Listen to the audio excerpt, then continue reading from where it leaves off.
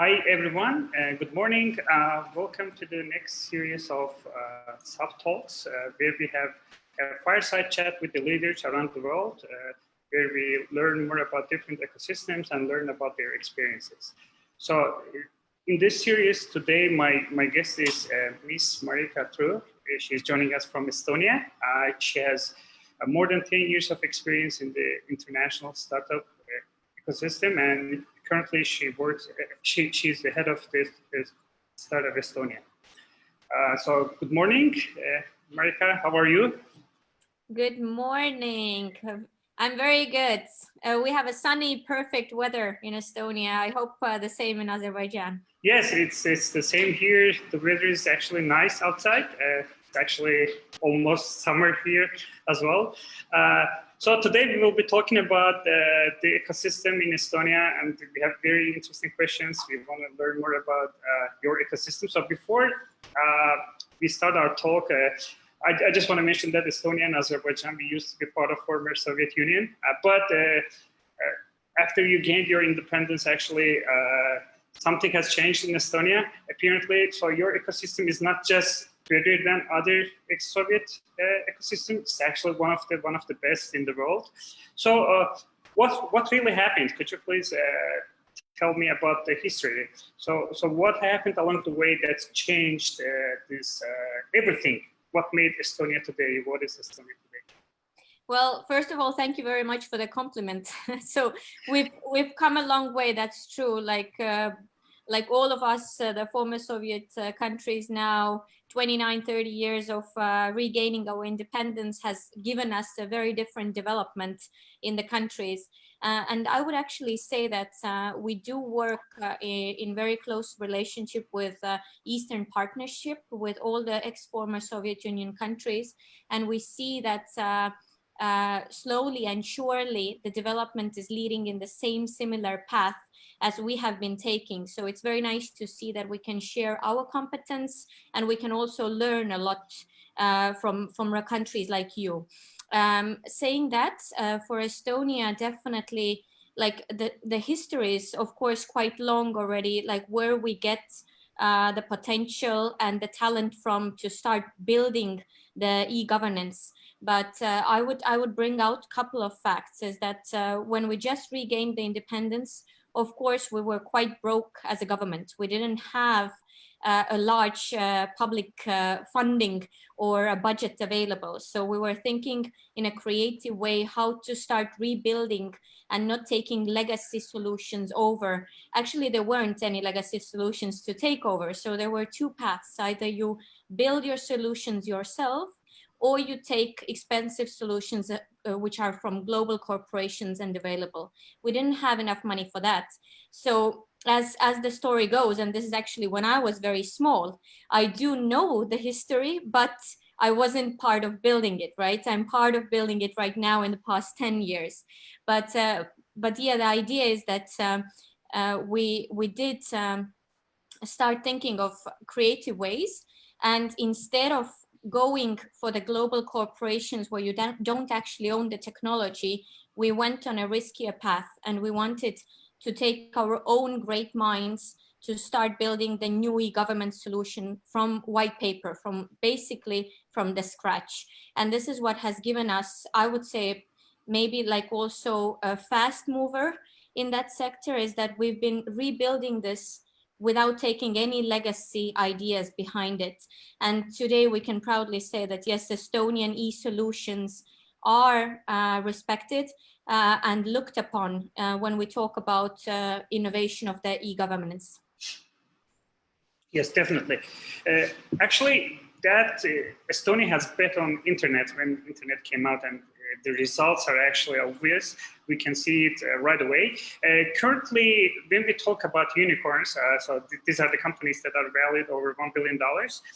You see that only a handful of countries around the world has, grown their unicorns.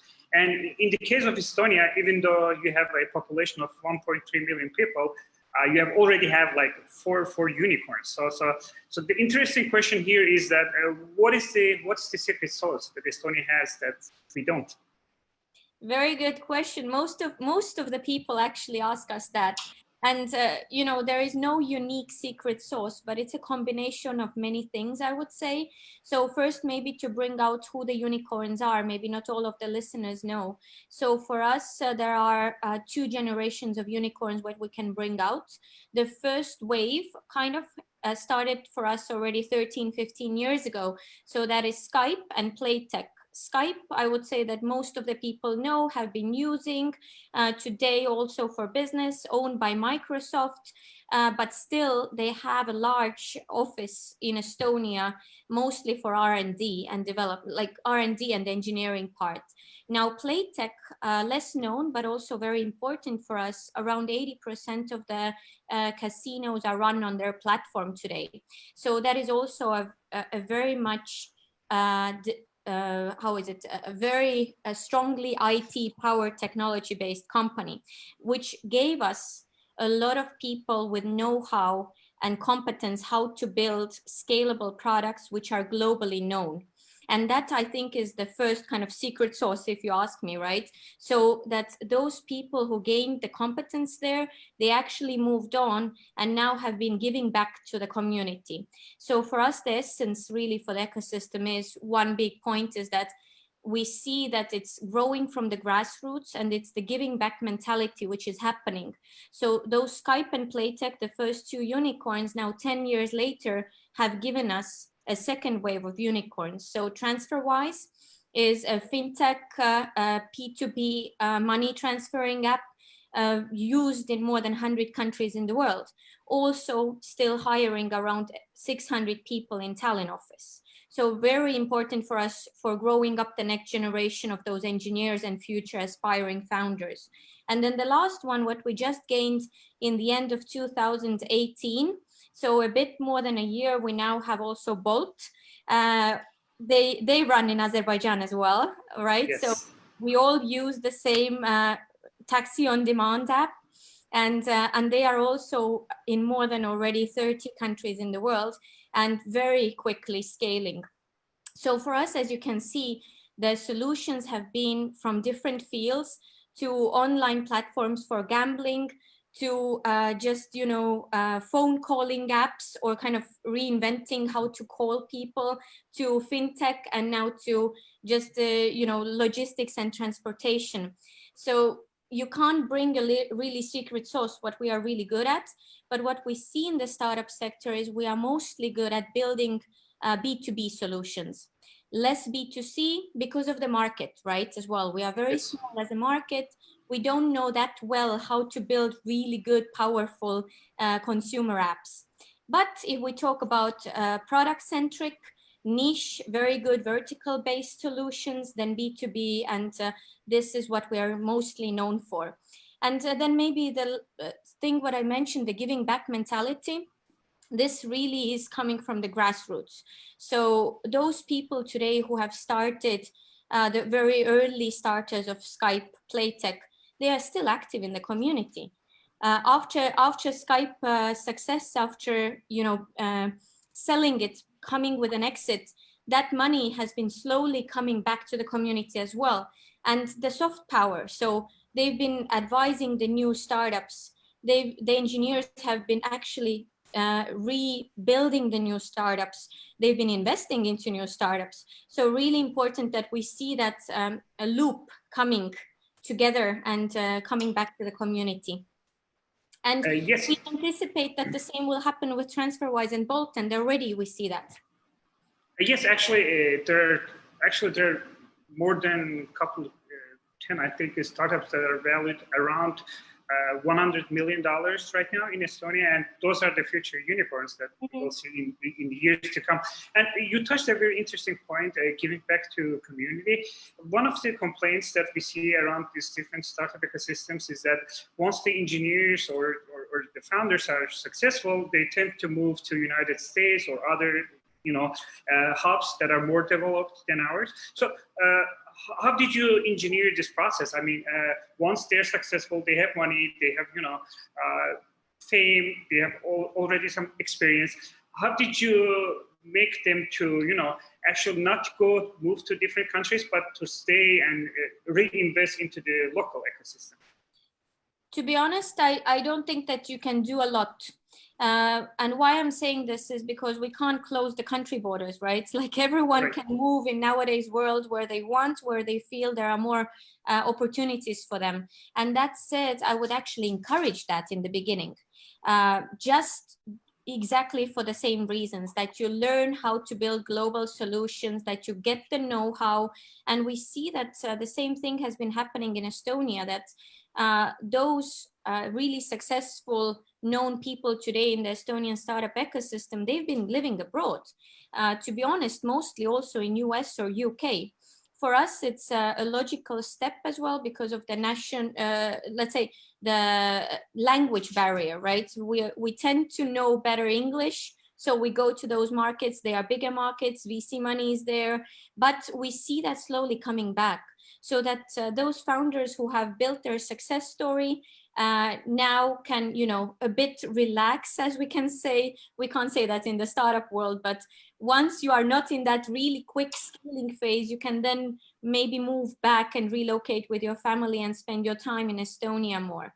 And I think that this is then when you have to look at what you can provide for them in Estonia. So is Estonia as good for them in the living conditions, what you can provide? If the person has been living around 10 years in UK and US, they really look at the global map and see where the potential for them is bigger. So I think this is an important thing as well, besides the regulations and, the sustainable development of the ecosystem, what you can do. Yes, definitely. Definitely. Actually, we talked about this Estonia's government's bet into internet from early days. And one of the things that attracted my attention is that instead of hiring developers, the government decided to outsource all these, projects, big government projects, to local IT companies. So currently, some other countries that are following this experience, and they have this kind of dilemma whether to go with the internal teams or whether to outsource their projects to local players because of the competence or because of the worries that the risk actually that they undertake is in terms of delivering the quality projects. So how did this process go in Estonia? I mean, how did government take this risk to deliver these projects to local companies? And what was the result of it? I mean, how did it play out in terms of growing your own talent in Estonia? Yeah, well, first of all, we need to take into account that we had the talent. And actually what is a combination of, for all of us, the former Soviet Union countries, we have very strong engineering talent in all of the countries, right? And this is the best legacy what we can get from the Soviet Union. The universities are giving us such good engineering power, and we are known for that globally. So the same thing was there in Estonia. Now, if we look at the government actually looking towards the local businesses to provide them with the support for building the new e-governments, it goes back to the same thing what I said in the beginning as well. We just didn't have enough money to buy in the foreigners, right? The foreign corporations to come and help us with. But we did learn from them a lot, of course. We did take the best practices. We looked at what they're doing and then tried to do it in a smaller scale in our own country. But one thing what I think is really important is that in Estonia, there is trust between the public and the private sector. And why is that important is that the public sector looks towards the private sector how to build and develop the country.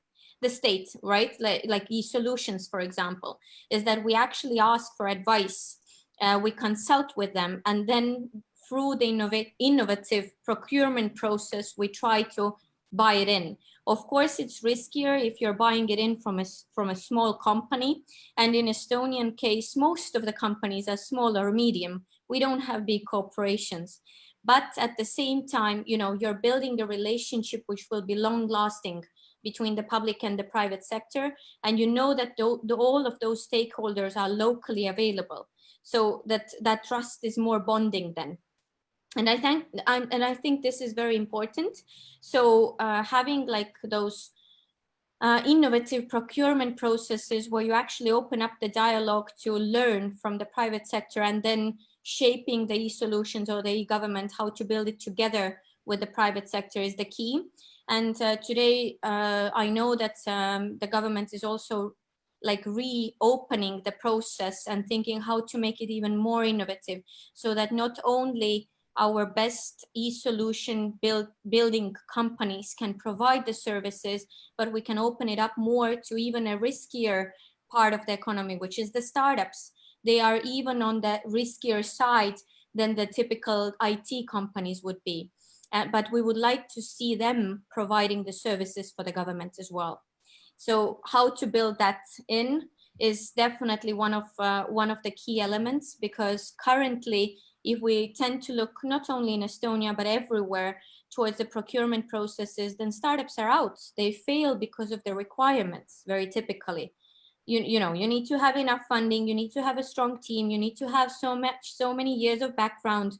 But if you look at the people, they do have it.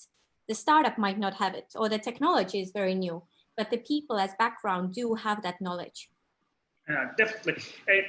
When you talked about this trust between this public and private companies, entities. So who's the, where should we expect the first step from? I mean, does it come from the government or does it come from the companies?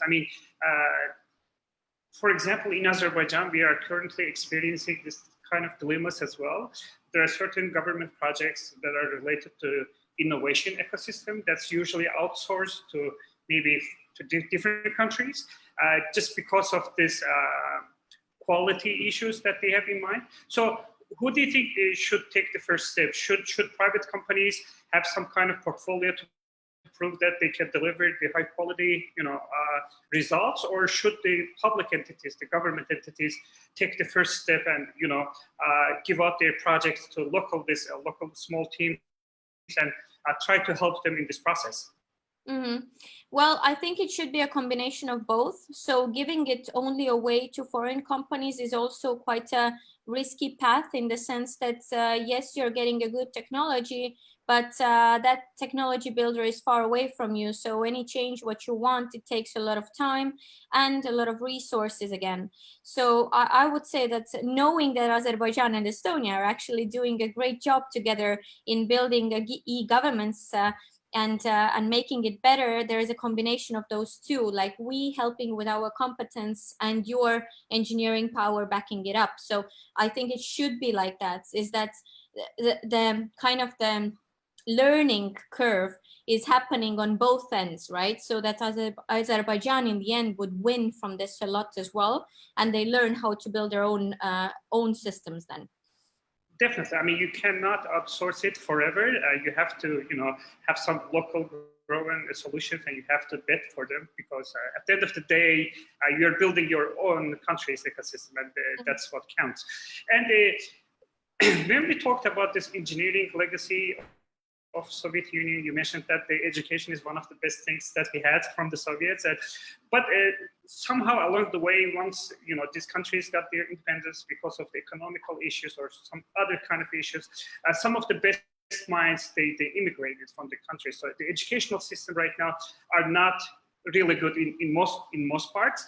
But in Estonia, the educational system is like one of the best right now. And one thing that differentiates Estonia's educational system is that it teaches every kid how to code. So could you please tell a little bit about these things? How did you build, how did the government act in building this kind of educational system? Because mostly in other parts, when we compare Estonia to other Soviet countries, you see that the educational system in those countries are currently lacking the modern, systems, or are not in accordance with the current demands of the industry. Mm-hmm. One of the really early things what Estonia did, and I think it was a very wise decision, is that they invested into digital education, basically what we call it, right? So just instead of building new solutions and then pushing them from top to the society, to every citizen. They actually wanted to see that the citizens understand and they start trusting the digital solutions which the government wanted to provide. And for that, we now have like what we call a tiger leap, which happened also in the beginnings of the regaining independence. And the idea was that if we provide internet, then internet should be provided in every part of Estonia. Now, of course, it's easier to do in Estonia when you have a small country, but still taking into account that we do have, regional places which are quite far away, farms or little villages, then, the idea was that every place, every citizen should have internet access, and they should know the basics, the ABCs, how to move around in internet. And I think this was the key element, so that the actual campaign was that they moved around in the whole country, teaching people what internet is, showing the computer, showing the basic things, what to do there. And every school child from then on got their own email. I remember that really well, is that we got the email, but we didn't know what to do with it, right? So you had something which you didn't know what to do, but this empowered us, is that as soon as there were solutions or services provided, we would know like, oh, okay, I can also be part of it because I'm already having access to it.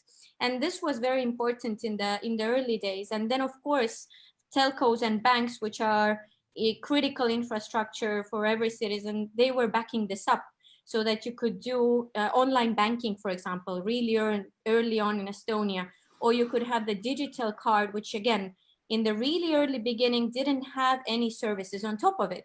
Today, we have tons of services what you can use as a citizen, just having our ID card and having the verification codes, so that you can digitally sign documents, for example, which saves us so much time and gives us efficiency in doing business as well. And this is what I would say is maybe the core elements what today are looked upon as well as a business environment for Estonia, is that, of course, if you're a globally aspiring entrepreneur, you are looking for ways how you can do business as quickly, as efficiently, and in a supportive environment. And in Estonia, we can say that we are bureaucracy-free, startup-friendly business environment, because first of all, everything is transparent, it's online, you can do all of the services online. Actually, now after COVID, there are two services. Before they were free, so you can't get married digitally. Basically, you need to come and show up who you want to marry with. You can't get divorced.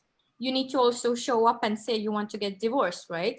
And then there was another third thing what you couldn't do before COVID was buying real estate or making changes, modifications with it. You needed to go to the notarius. Today, that has changed as well. So during Corona, we were stuck in our homes. We still wanted to buy or rent or, do any changes with our real estate. So we changed that as well. So now there are only two processes what you can't do as a citizen in Estonia digitally. And they are joking that soon getting married and divorced will become digital as well. Yeah, that's the same joke over here as well, because once this COVID thing started, the mass gathering of people were prohibited, and that's the one thing that affected the weddings as well. So people cannot get married, and there's like a joke that they will get married over Zoom or over Skype. I guess that's the same all over the world. Talking about this education, I just want to also ask one question, which is related to this PISA results. PISA is like an international tests that are taken all over the world by the high school, secondary school students. So in the December of 2019, the results of 2018 came out, and Estonia actually was the best in Europe. It's ranked #1 in Europe.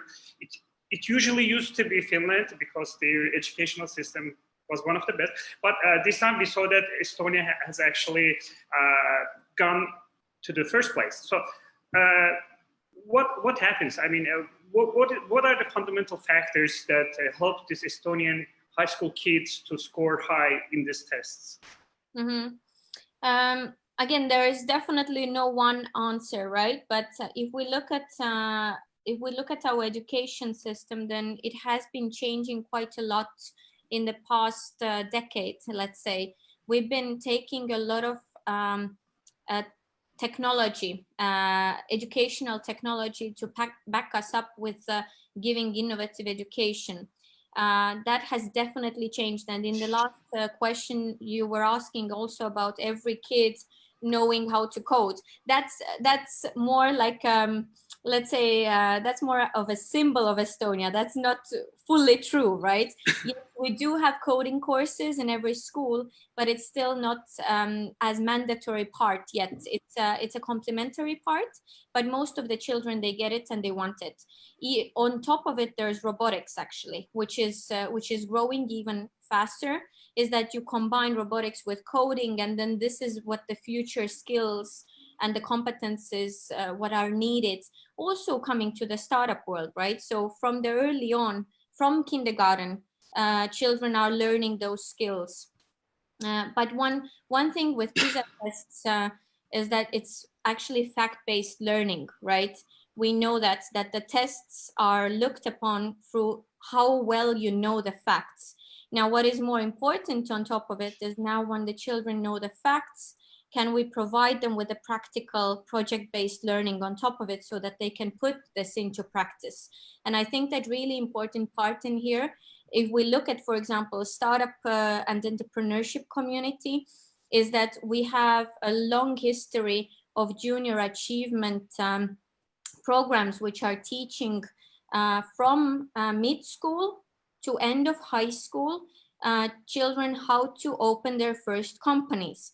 So we see kids grouping into teams, forming their first companies, even if it's project-based learning. You don't need to do an actual company. Quite a lot of entrepreneurs grow up from those kind of programs. And this is, yes, you need to have strong education behind it, but you need to put it into practice. You need to give them opportunities to learn. And then once they grow up, then they actually want to become entrepreneurs, right? Definitely. And we are very strong in this, I can proudly say, in Estonia as well, is that Estonian young children want to become entrepreneurs. They see that as a role model for themselves.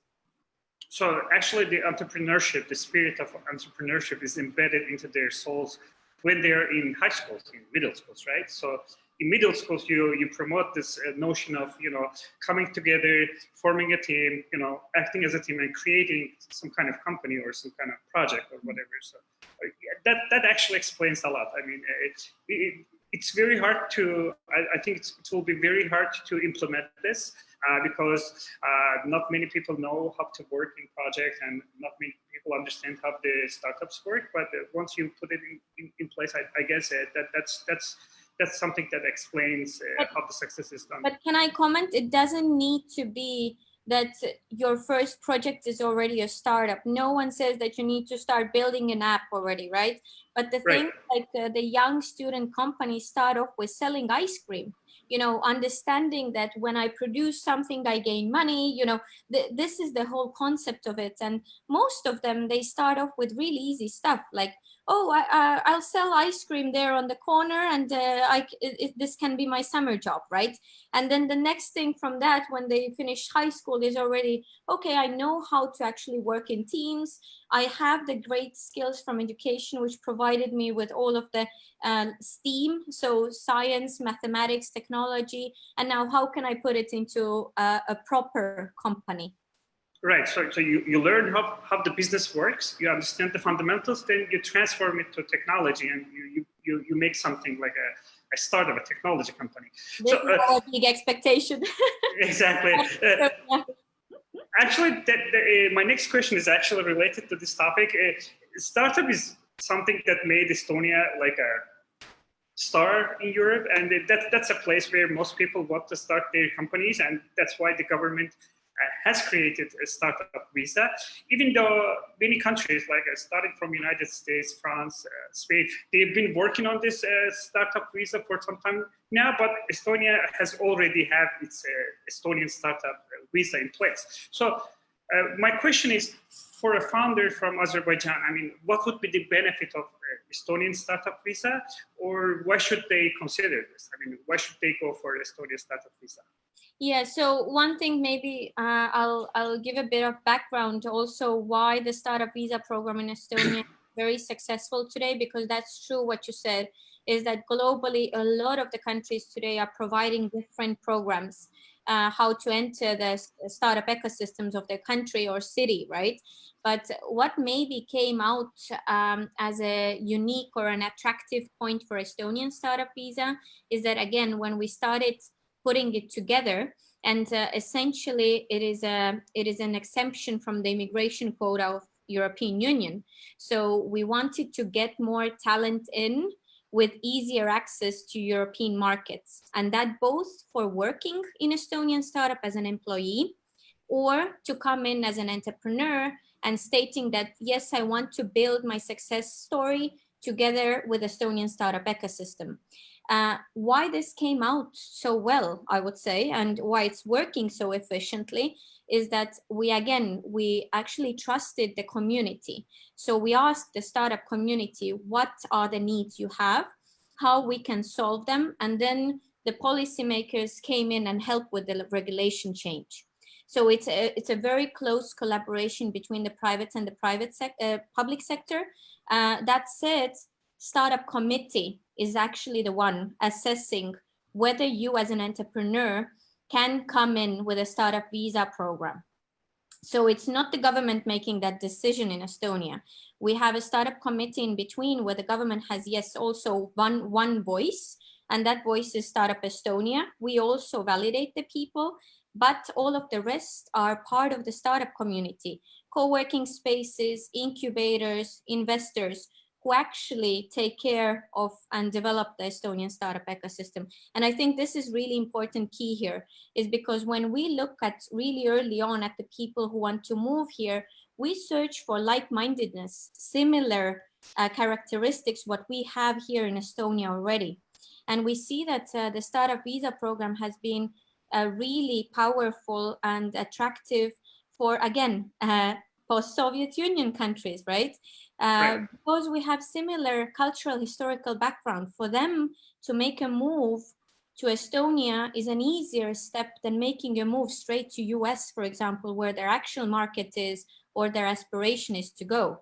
So going through Estonia is something what we wanted to build, because we knew that Estonia as a market is definitely not attractive. 1.3 million people only. But going together with Estonia can give you a unique competence, right? It can give you Right. something what you would want to scale and build your company. And we see that actually stated now by the entrepreneurs as well. Mostly the biggest number of entrepreneurs coming to Estonia are from India, Turkey, but then Ukraine, Russia, Belarus, and so on.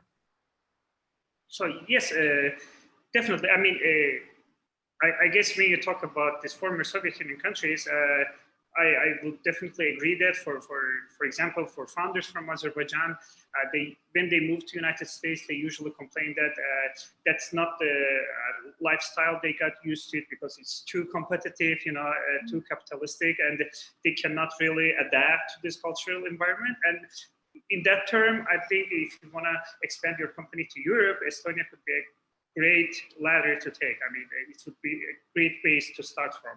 And you've mentioned your role, your organization's role in helping this visa, Startup Estonia. Actually, the goal of Startup Estonia is to supercharge the Estonian startup ecosystem in order to become a birthplace for startup successes in Estonia. So maybe talk about this, all the successes. My question is that what is the greatest achievement so far that you're most proud of your organizations? Of Startup Estonia as ourselves? Startup Estonia, yes. I think it's a soft value, what we are really proud of. And this is the trust what we have with the community, is that really, like, we've gained. Startup Estonia as a program is not really old. We started off as a separate program in 2015 only. Before that, of course, there were activities and initiatives towards the startup sector, but it wasn't as a separate entity or a dedicated program with its own budget.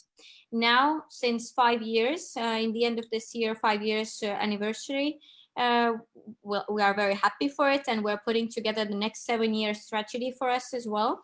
What we see is that along the years, we've gained the trust that the community actually trusts us to come with their difficulties, talks to us and sees us as a messenger and a voice between the community and the government.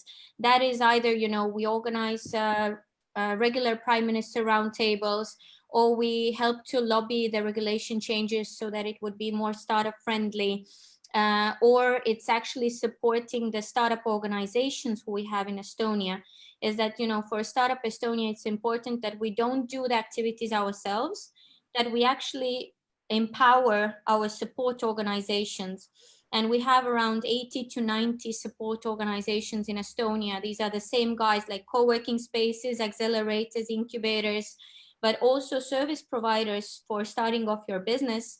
And we try to provide opportunities for them and bring them together. So acting as an umbrella organization for them as well. So, you know, like, again, if you want that one thing, then I would say that the soft value trust is the most important, what we actually value.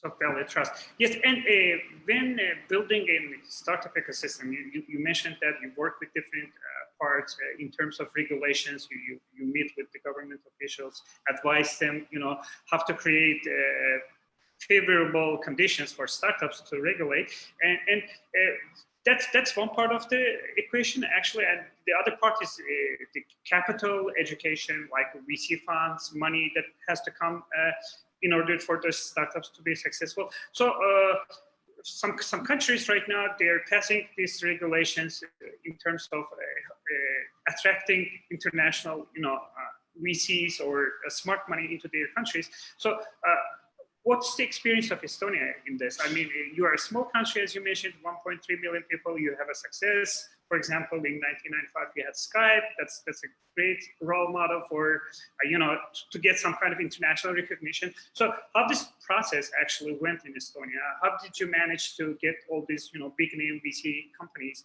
to have their branches, offices in Estonia? We don't actually. So the thing is that let's say the biggest known globally VC funds, they don't have their branches in Estonia. And that is also very normal to look at. Again, we are a very small country. But what we do know is that they come on a regular basis and visit Estonia for scouting for our technology and startups. And this is great to see that, again, this you know, Estonian attractiveness has been growing over the past years, and it comes from the first successes. So that first you needed to go really to look for investors to US, to UK, to Asia, or to Europe, right? And now they also want to visit us themselves, because they're saying like, okay, I have in my portfolio already an Estonian founder and a very good success story. Is there something else coming from there? So it's creating those networks and actually personal connections, which is really important. But if we look at the local, regional money which is available, then actually Estonia as a government has been backing this up a lot. Also, like 5-7 years ago, the first local regional VC funds appeared, and these all are available here in Estonia thanks to Estonian governmental capital also backing this up. That said, Credex, where Startup Estonia is sitting, is a foundation which actually takes care and looks after those fund of funds logic of Estonia. And most of them are here not only for Estonian startups, but we look at the region as a whole. So looking at Estonia, Latvia, Lithuania together, and those 3 countries then backing this up all together for having a larger budget and funding available. But talking about smart money, then that is already VC. But, you know, startups in the really early stage need to have the angels there as well, who help them, or the FFF, right? The fools, friends, and family. But then if you don't have the FFF, then you have the really early stage angels who believe in you. And this is important thing. We are very, both of us, right, Azerbaijan as well, we are very young states. So for us to have those businessmen, entrepreneurs who are willing and taking the risk into actually investing into those new type of companies is still an early stage. We are not that mature and as an ecosystem. So what is for us as Startup Estonia important is that we educate the new angels to come and be active in the market, is because I believe that we do have the money, both of us. We have that money in the market, but that risk to take to put it into your next startup or building your startup portfolio is still needed to shift. So we do help the Business Angels Network in Estonia, and looking at that again, that it wouldn't be solely Estonia, but it would be regional, is that Estonian new angels would have an opportunity to learn from the region. And the region for us, Finban, for example, Finland, and Finnish business angels, of course, they have a long track history for that. So how to do those first investment rounds and learning from their mistakes. Definitely. Yes, I totally agree that for the case in Azerbaijan, the money is not the problem. There are a lot of people, rich people investing in different industries, but it usually goes to traditional industries because there is no much knowledge about this technology businesses that we are building, because we don't really have a great role model where you can learn from. But it takes time, and you have to work with them and invite them over to your demo days, maybe educate them about their startups, and have them invest like a small tickets in small startups just to feel it, just to see how it works. And talking about this investment and everything, you're ahead of most of the ex-Soviet countries, and there are some other countries following, this startup. There are some countries that are actually learning from Estonia, building their own startup ecosystems, and they're kind of new, and they don't know where to start from. So what would be your advice? Based on your experience, based on the history that Estonia has already had, where should they start from? They want to build we want to build our startup ecosystem. So what are the things that we need to take into consideration? I think definitely looking from both sides, right? So my background is mostly from the startup community. Leading Startup Estonia is also my first time position in being on the governmental side of it. So I truly believe that, the power of community is the most needed, because you can't push new initiatives only from the top and just putting money into it and expecting that, there will be results coming up in a couple of years. So first of all, having those active community members who are willing to build and develop the ecosystem together with the state is really important. And once you have found those stakeholders who are there to back you up, your team, then of course the changes need to happen from the governmental side as well. And the governmental side, what I've seen or talked through my years now with Startup Estonia, it's actually the most important is that it's prioritized. If it's not prioritized, then it's always going to be something what you do besides all of the other things in the economy. But if you prioritize that, yes, the new businesses, the startup movement, the startup attitude is important, and the new generation needs to learn about this, then this will have a spillover effect in both in the education. You will start reshaping your business environment and the regulations so that it would help the startups. You will start looking at how to bring the foreign investments in, because you can't have everything locally only. And then, of course, the last thing, but not the least, is that you need the talent, right? So if you don't have enough people available, then how to quickly bring them in? Because you can hold only a startup in your country if you have all of the essentials for them available in the country. Otherwise, as you were saying in the beginning as well, they will move away. Your talent will move away where it's easier for them to build their company. Definitely. And we have some questions from audience. So one of the questions is that when they talk to traditional investors to invest in their startups, they usually ask for 51% equity stake in their startups. And that's one of the questions that we hear all the time. That's one of the complaints. So how did Estonia overcome this problem? I mean, first the question is, did you have this kind of problem in Estonia? Or if you had, I mean, not just like 51%, but asking for more equity as in a traditional business. So what was your experience with this kind of attitude from investors? First of all, for that startup who said that, I would say walk away as soon as you hear that. But second is that, of course, it takes time. That's the thing we were talking about, is that we need to educate our investors. It's not an easy path. It's, of course, if the I wouldn't say rich people, if people with available resources have been historically always backing up traditional industries, their perception of the startup world will be the same in the beginning. You need to bring them the new case studies. You need to bring them the new examples, how it actually works. And it slowly will start shifting. So, but it won't shift with one deal or two deals. It takes around 5 years, right? At least. And it demands to see the first success stories. The investors won't change their attitude if they haven't seen their first success story coming out from the new way of thinking. So, you know, then it's even bigger if we talk about funds. So it's 5 years, this is the least.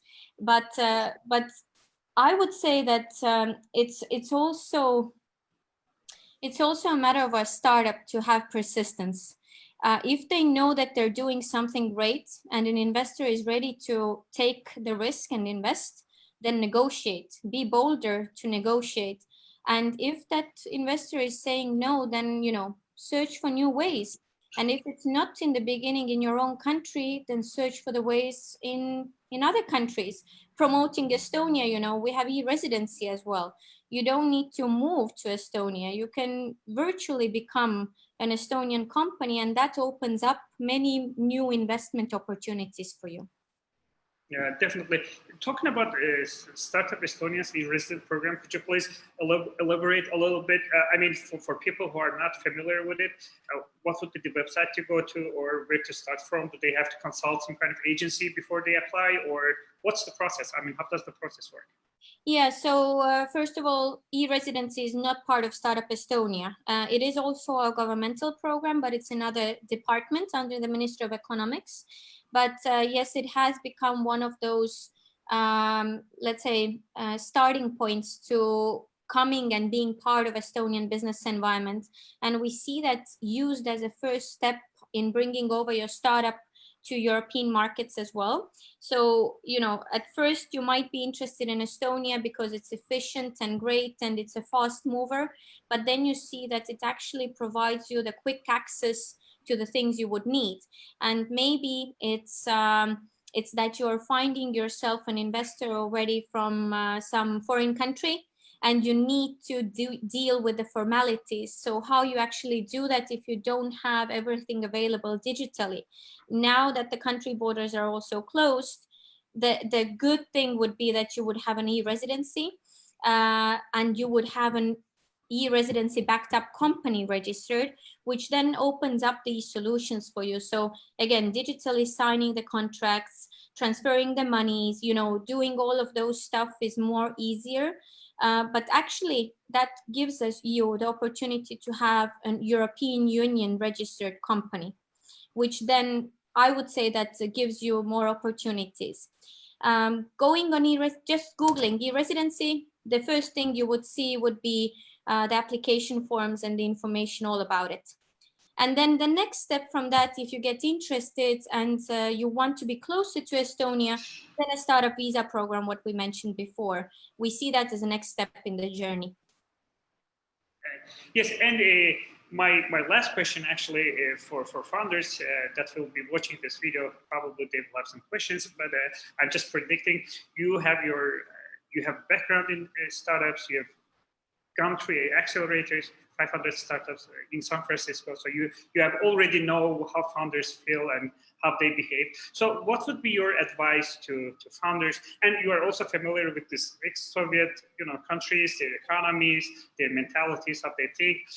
Shift is kind of hard to shift into this capitalistic world. Creating your business was not something, regular back in like 30, 40 years ago. So this new generation is new in this internet company building process. So what would be your advice for founders, especially coming from this part of the world? I mean, what are the things that they should take into consideration, and how should they behave? I mean, what should they do? What would you do? What would you do if you were a founder in Azerbaijan? Very good question. So one thing what I still see quite a lot in, let's say, our part of the world is that people are afraid to talk about their ideas. Now you are never strong alone and having your idea in the shelf, working on it alone. So I would encourage, going out more and just validating your idea with other people. First of all, you will attract like-minded people to you and your team. And second, you will get so much valuable input how to make it better. I still see that, especially in Estonia, maybe even less today, but even here, but we still see that when we go to Eastern Partnership countries, that when I ask, like, okay, tell me about your idea, or what's the difference with it comparing to all of the competitors, then they are like, I can't tell you, this is my uniqueness, and I'm like, okay, but I can't help you then. So like things like that come in very naturally, because we haven't been born in the entrepreneurship culture. We don't have the decades behind us to see the real successes, failures, and everything. So we need to encourage that more, and we need to push it more. Now, maybe the second thing is that I know it comes as a very, very soft tip, but pitching for our countries is very difficult. So yes, trying and learning how to pitch properly your product is one key element what you can do well, right? Because I believe that we have the talent, we have the great ideas and technology, we have the teams already, but then we are not knowing how to pitch it. And I've been giving pitch trainings for years, and every time what I see is that there's such a big difference, and it doesn't come from the language. You can be really lousy in English, but you need to have that charisma, you need to believe in your idea, and then put it into words and slides and videos, right? And that is something what our cultures are lacking, again, because we tend to be more conservative. We are not used to bringing us up and putting us to shine, but we need to do that in the startup world, and unfortunately, right? So making your pitch work and talking about your idea as much as possible is definitely like a quick way to success. Yes, thank you so much for your time, Maarika. I think we have already completed 55 minutes. So thank you so much for your time. It was very nice talking to you, and a lot of great advice for people, for myself as well, for founders as well. Thank you so much for your time, and I appreciate it very much. Yeah, thank you. And I just wanted to say as a last thing is that if you need any other advice or you got questions, then go to Startup Estonia webpage and you will find a lot of information about Estonia, but you can also write us either through Facebook or through our email, and we will help you. Okay, yes, definitely. Thank you so much, Maarika. I appreciate it. Thank you for joining us. Bye. Bye-bye. Take care.